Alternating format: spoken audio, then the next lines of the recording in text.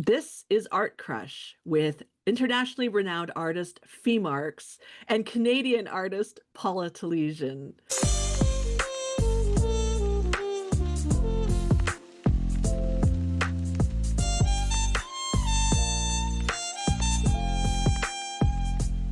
Today we are going to talk about why people buy art, how they pick art for their houses, what sparks that I love it, I need it, and I'm putting it where I live. Well, what I wanted to say is really about how, as an artist, when you set up your art business, you are often second guessing what you think your ideal client wants. Although, which people say, and you know that you say this, Paula, you do not create art that you don't want, isn't coming from your soul. And I've been in shows and been with shows with artists who are perhaps a little bit more. I, I'll say traditional, but I can't think of the right word because traditional in different cultures means different things. But in the UK, people who do landscapes, animals, that type of art is exceedingly popular here in the UK. Um, and it got me thinking, why is that? Why are people drawn to that rather than something more unusual? And it it brought back a memory of when I was teaching, and I used to teach in London. And I was very fortunate enough to go and do training sessions and take kids and young people to the National Gallery. And the education team there would say, just look at three paintings, and they would teach people how to look at art, to look at the stories, that they are telling stories. It's like reading a book. You wouldn't just pick up a book and then just leave. Well, people did do that, coffee table books that people didn't look at. But it was an actual training, and I then always built into my curriculum teaching children how to look at art, to talk about art. But it's not common practice. And I don't know if that's the same in Canada. And I think if you're not brought up or shown or had the opportunity to look at art, when it comes to choosing art for your walls, you're starting at a very sort of level playing field as such. And that might be why people will just sort of go, oh, I like that landscape because I've been there. Or I love that painting of a dog because it looks like my dog. And I just think if somehow there was more discussion about paintings and art available, I think social media has opened that up a bit. I will say particularly TikTok, I think, correct me if I'm wrong, Paula, Yeah, but on TikTok there are a lot of influencers who do talk about paintings yeah, and actually explain, well, not explain, but throw up ideas and zooming in, there's that zooming in, it's not just a solid picture. So we've got technology at our fingertips that if you want to find it, it can help you. But yeah, so I just think it's really, really interesting. That was a very long sorry, long answer to what you said, Paula, but I just think that it's a huge topic. And I've done paintings and people have loved them, and then I've realized that they don't want them on their walls, and I've questioned, why is that? If you love that, why don't you want it on your walls? There's also this thing where people in couples or who live with people, oh yeah, well, I'd have it in a flash, but it needs to be something that we both like. It's like, yeah. well, who It, chooses a sofa? exactly. It's a But tough so one. that's going on to another topic. But yeah. Yeah. So what do you think about, what I say about the UK? In Canada, is it a similar scenario? Yeah, we aren't really taught how to look at art unless you go in specifically into art programs at school. And even then, it really depends on the teacher and which program you're in. We're not taught to stop and pay attention. And looking at art requires a bit of efforting, right? It's not like when you have a movie and it plays, whether you're paying attention or not, and you can still get the gist of it. It's more like looking at a book, except that you have to figure things out. So when you stop and look at a painting or a sculpture, you can look at the surface and be like, okay, that's a nice dog.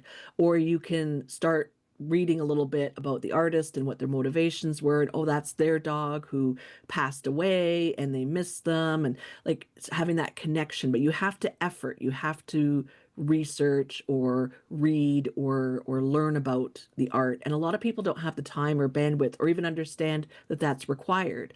So representational art is very easy to sell because they can Yeah. say, like you said, that looks like my dog, that looks like my town, that looks like my house, kind of thing. It's very, very easy. And I'm not calling it a cop out by any means because I spent my I Oh no, any art, as I yeah. say, it's just throwing this idea out there and, hopefully getting people to think, well, why? Because usually you can ask people and I say, well, I just liked it. Yeah, yeah, and they don't think any deeper than that. Yeah. But I think there's also an angle of people feel like what's in their houses represents them, and they're very hesitant to be challenging or different. So I just saw a TikTok yesterday that said that we should be making our houses weird. We're so busy about making Instagrammable houses and photographic magazine style houses. We should have the weird stuff in our houses. Well, I And think you and I already are ticking that we box. are, but we already have an advantage as artists that, my walls are covered in art and swords and just things that amuse me and make me happy. But a lot of people don't because they are so worried about people's perception that when I was selling my art, and I did pop culture art, but when I was selling my paintings, a lot of them ended up in bedrooms. Those are private spaces in houses. You don't typically have your friends come in. When you host a dinner party, people aren't wandering into your bedroom. So it feels like a safe place to put in art that is very personal. So a lot of what informs people's decisions to buy art for their houses is where are they putting it? Is it going to be in a public facing space or a more private space? And I know for myself, when I've hung my kids' paintings up from when they were little, not my kids' paintings as adults now, they're childhood paintings, which are cute and just very childlike. Those are personal. They end up in the personal parts of the house where most people won't see them because they are our story for us. So I think when somebody's hesitating to buy a piece that for their houses, because your art fee is not specifically representational. It's a very unique style to you, but on the surface, somebody might call it naive or whatever, and it's not. But it just on the surface, you can ask them, where would you put this in your house? And encourage them that if they're hesitant to be different in their main public facing areas, encourage them to put it in their private areas for them to enjoy. And I think what you say as well reflects in clothes as well, and how people, you know, express themselves full stop. If you are a very expressive person, you're more likely to take risks with what you wear, what music you listen to, what art you put in your house, and what your house looks like. And say yes, and I suppose again that takes confidence, and I Oh, think, that's you a know, big uh, one. Yeah. you know, so I think to be able to say yes, not only do I like that art, but I want it in my house Yeah. is almost like that commitment is is big because it's almost like committing to a relationship. I mean, the other thing about why you choose your art, you're saying about the bedroom, but I think that it's quite important to move your art around so it doesn't just become wallpaper. Obviously as an artist that's easily done, but the amount of times people say, "Oh, I'd love to buy a piece, but I've got no more wall space left." And I just am itching to say, go and have a look at what you've got on your wall. Can you move it round? Could you take something down, put something fresh in it? because gone are the days, and I don't want to sound like a sort of consumerism sort of appetite, but like when my grandparents bought their house and furnished it, they never changed it. When they died, they had the same sofa, you know. Whereas now we do change things. I mean, things aren't made to last, which is, but yeah. So look at the art on your wall. If you're not looking at it, if it's not, then move it to another room, move it to another space, and you'll see it with fresh eyes. Yeah, that is so true. When I moved to this house, obviously I took all my billions of paintings and art pieces and whatever with me, Your but gallery. my gallery of both my own art and art that I've purchased or art that I've inherited. And I didn't want to put things in the same rooms, but not only because it was difficult because this is a much smaller space, but also because I wanted to experience the pieces again. So, for example, the pieces hanging in the bathroom are very different from what was hanging in my previous house bathroom. And so now when I am in that room, I actually see the pieces. They're not just, oh, this is bathroom decor. Exactly. I You mean, know, but you were in, when you move house, you're forced into that position almost, yeah. you know. But it, you can do that on a regular basis, It's to say, I would say if you stopped looking at something, because if the art is there being ignored, What's the point of it? what's the point? Yeah. Yeah, exactly. So having that conversation with your potential buyers and talking about the confidence and where they're going to put it, I think helps people feel better about purchasing art that can be challenging. We all want to be sort of seen and heard, but we also want to be accepted. And that balance of worrying about what people think and being accepted by our family and our peers and all of that does affect our decisions on art buying. Even if we do love something, it can make us sort of hesitate. And I think that as we get older, we care less and less about trying to be a certain way and we care more about being who we are. Do you find that your buyers for your art are older or maybe a little less? Generally, yes. I Yeah, mean, I don't know whether it just reflects your own age, but a lot of mine. I mean, I say it's quite strange, but yes.